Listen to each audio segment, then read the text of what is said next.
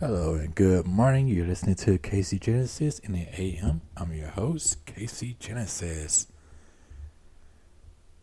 I'm I apologize for not uploading sooner.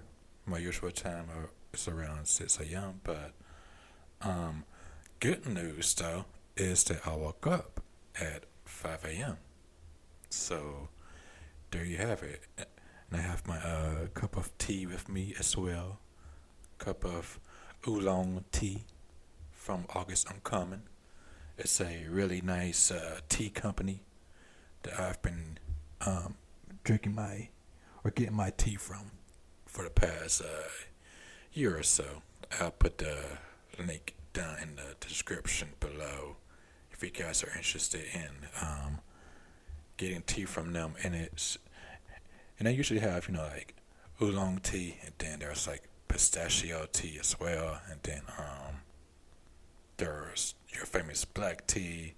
Then there's herbal tea, white tea, green tea, everything. They have almost everything, and they specialize in tea. So there you have it.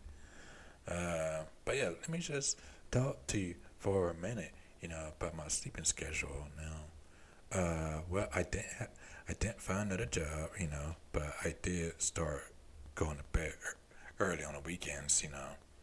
So on Saturday, I woke up around like 5 a.m. on Saturday, and I felt really good too, man.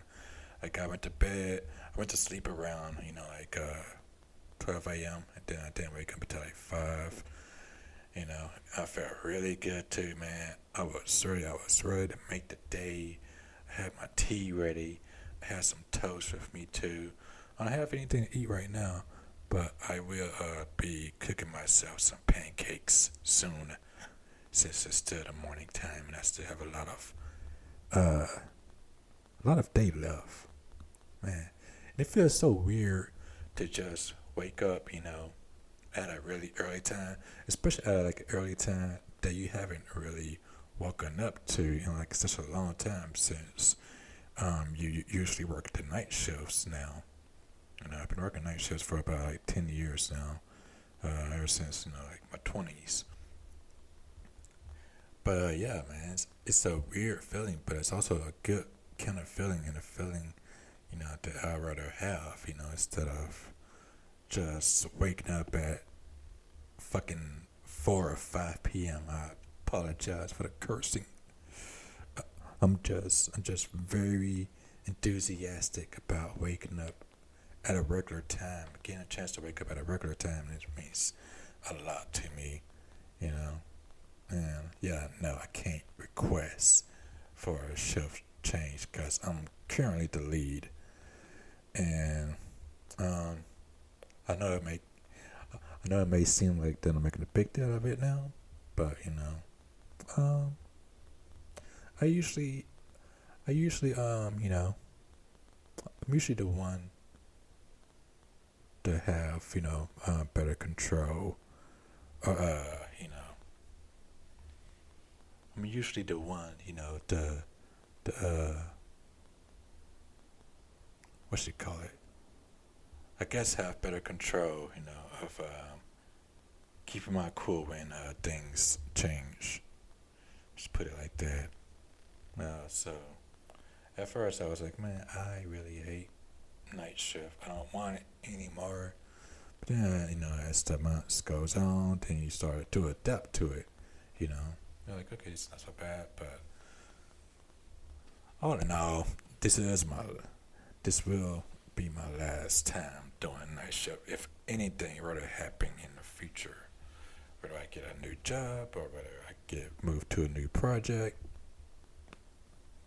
this would be my last time doing night shift, because I don't really see myself doing it anymore, in the long run, you know, because I'm aging, man. I'm 33 years old, and yeah, I rather not do this anymore. But I will say, it feels really good waking up, on just feels really good waking up early in the morning on Saturdays and Sundays. Well, I would say Sundays and Mondays, yeah, because I do work on Fridays, and then once Friday is off at 6 a.m., then I go to bed, and yeah, so it makes much more sense to say Sundays and Mondays. So yeah, but I did have a really good um, sleep on Saturday as well. So yeah, I did wake up at a good time on Saturday as well. I mean, maybe around like 2 or 3 o'clock p.m. That's when I woke up on Saturday. Yeah, it was Sunday though. Sunday, whew, they hit different. I was so happy to wake up that time, man. I was like, man. And the thing about waking up at a regular time too, that you have so much daylight left, especially with daylight savings time too.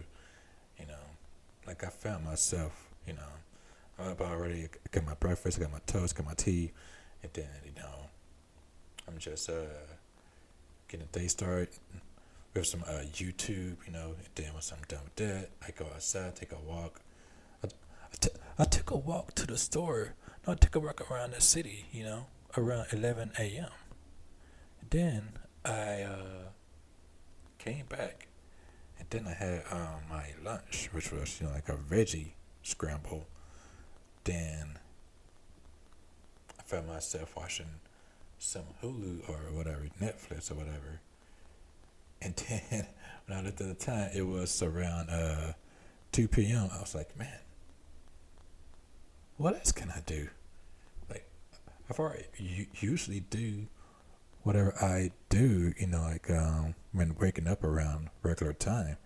Well, around my regular time, for night shift, which is at 3 p.m. or 5 p.m. And, when I saw the clock only had, was only 2 p.m., I was like, okay, so what else can I do? Like, I don't want to read. Then, I don't feel like doing artwork, it was just like one of those laid back days. It's one of those laid back days, and I was just thinking like, what else can I do?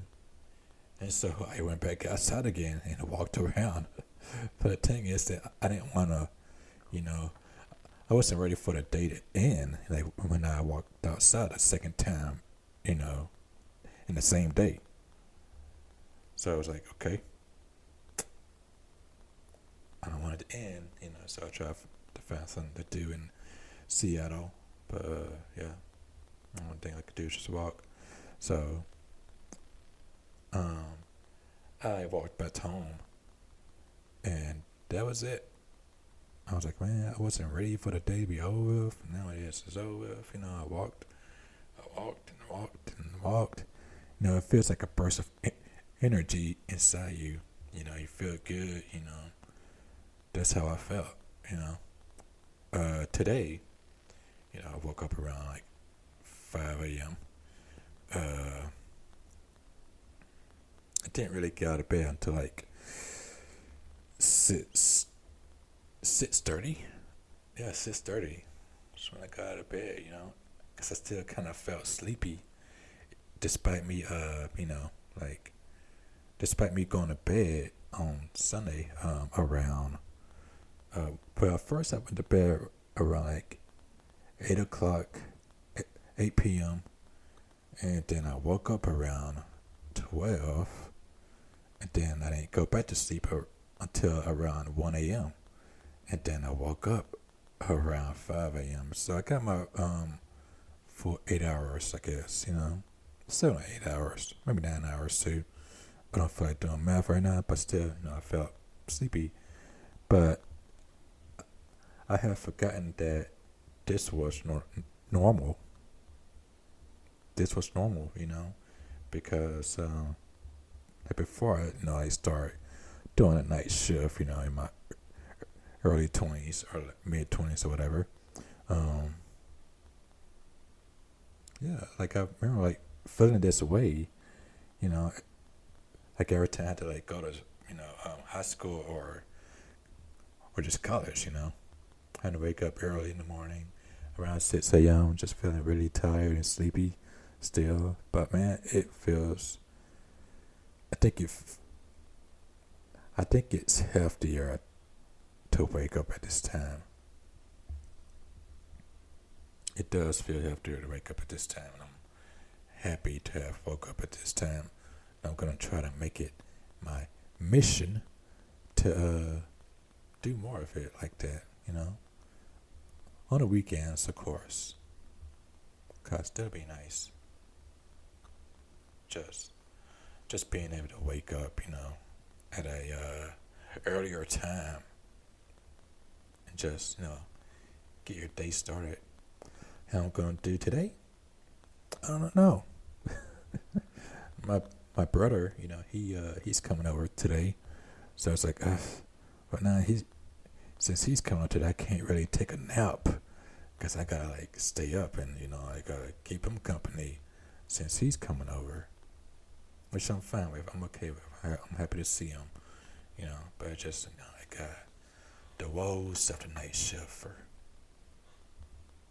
Hey yo, new podcast name. Woes of the Night Shifter. Yeah, Casey Genesis. But let's hop into it, man. We have some news that I'm pretty sure everyone is covering, and I'll get to that in a bit. But we have up next is paralyzed man communicates first words in months using brain implant. And his first words were, "I want a beer." We have more on that next. Stay tuned.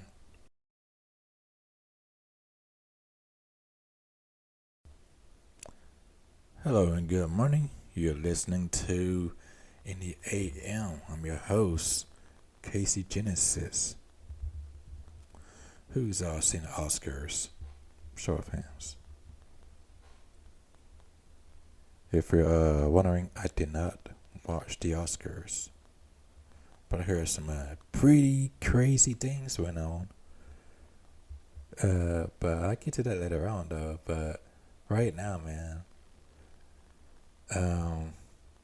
independent.co.uk says paralyzed man communicate first words in months using brain implant, and the first words were, "I want a beer." And a completely paralyzed man who was left unable to communicate for months after losing the ability to even move his eyes has used a brain implant to ask his caregivers for a beer, composing sentences at a rate of just one character per minute.